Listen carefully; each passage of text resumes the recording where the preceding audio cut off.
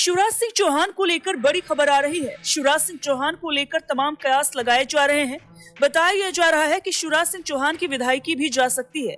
जी हां, दिल्ली से भोपाल पहुंचे एक बड़े नेता ने शिवराज सिंह चौहान के बारे में कई बड़े खुलासे कर दिए हैं। शिवराज सिंह चौहान को लेकर जब पत्रकारों ने सवाल पूछा तो उन्होंने खुलासों पर खुलासे करने शुरू कर दिए। तो इसीलिए मैं बोला ना कि शिवराज सिंह चौहान का लोकसभा में आना है पक्का, और उनको दुश्मनों को बहुत बड़ा होगा धक्का। और ये भी बता दिया कि अगला कदम बीजेपी हाईकमान का शिवराज सिंह चौहान को लेकर क्या होगा। दरअसल शिवराज सिंह चौहान को कोई बड़ी जिम्मेदारी अभी बीजेपी हाईकमान ने नहीं सौंपी है। जेपी नड्डा से मुलाकात के बाद उन्हें दक्षिण के राज्यों में चुनाव प्रचार के लिए भेजा गया है।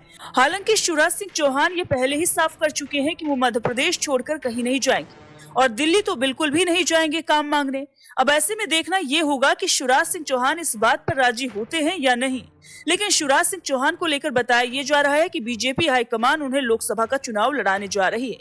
जी हाँ, विधानसभा चुनाव में आपने देखा कि किस तरीके से कई सांसद विधायक बना दिए गए और केंद्र की राजनीति से उन्हें राज्य की राजनीति में शिफ्ट कर दिया गया। अब ऐसे में देखना ये होगा कि शिवराज सिंह चौहान की क्या राज्य छोड़कर दिल्ली पहुंचते हैं और क्या अपनी विधायकी छोड़ वो सांसदी का चुनाव लड़ते हैं और केंद्र में वो मंत्री बनते हैं।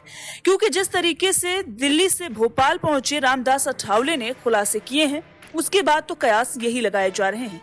शिवराज सिंह चौहान के बारे में जब पत्रकारों ने रामदास अठावले से सवाल पूछा तो उन्होंने शिवराज सिंह चौहान के कार्यकाल की तारीफ करते हुए और ये भी कह दिया कि 3 बार वो मुख्यमंत्री थे तो उन्होंने बेहतर काम किया है।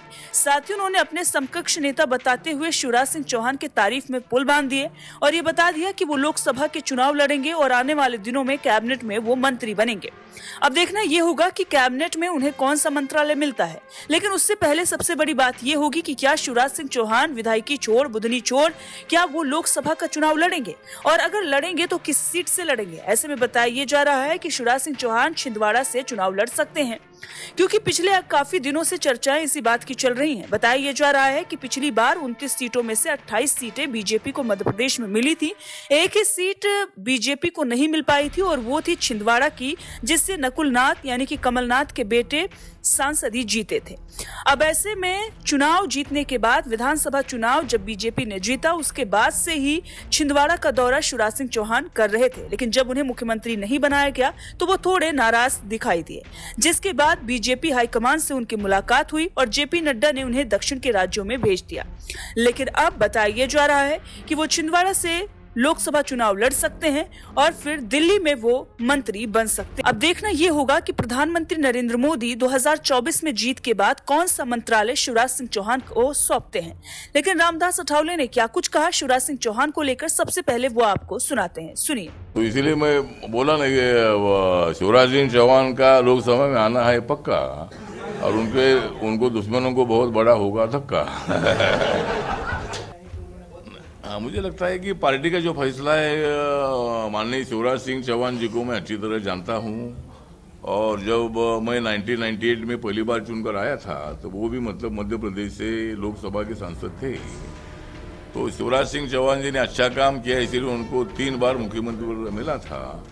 लेकिन माननीय नरेंद्र मोदी जी को हर कास्ट को न्याय देना था, इसीलिए उन्होंने एक ओबीसी चेहरा जो है, ओबीसी चेहरा उन्होंने सामने लाया। जिस तरह गुजरात में मोदी जी ने ऐसा निर्णय लिया था कि पहला जो पूरा मंत्रिमंडल था, मतलब शायद देश के इतिहास में पहली बार ऐसा होगा कि मुख्यमंत्री सहित सभी मंत्रियों को मतलब बदला, मतलब दूसरे जो एमएलए थे उनको मौका दिया और पूरा मंत्रिमंडल नया बना था।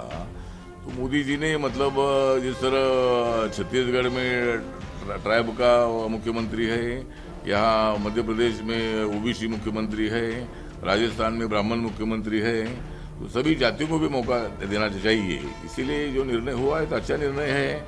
और शिवराज सिंह चौहान जी दिल्ली में आएंगे, हमारे साथ आएंगे, आगे मंत्रिमंडल में आएंगे। अभी वो लोकसभा अगर वो लड़ेंगे और दिल्ली आएंगे तो वहाँ कैबिनेट मंत्री बनेंगे, उनका आदर तो मोदी जी करेंगे।